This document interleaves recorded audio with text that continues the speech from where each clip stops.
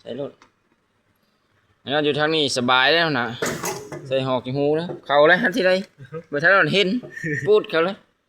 ไปทางหลังใส่ทีละข้างทางหลังโอ้นี่พูดนอนสูดเข้ามาเลยปุ๊บต้องเอาไว้ลมดันได้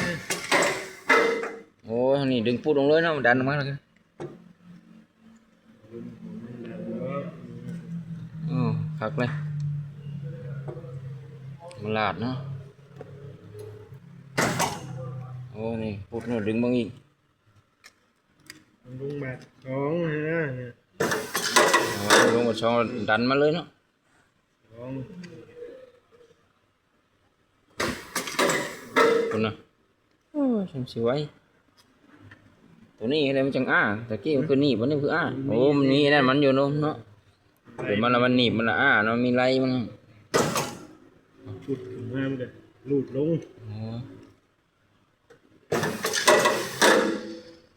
ดันปึ๊ดลงเลยนะ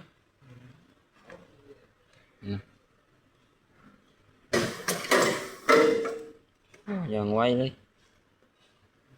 ไปเลยเบิ้งในคนน่ะใส่แล้วเรียบร้อยไว้เบิ้งนี่ใส่แล้วมันหนีบกับไว้มันเป็นยังไงหลังจากใส่แล้วก็จะได้วะก็จะออกมาหน้าตาปานนี่แหละประมาณนี้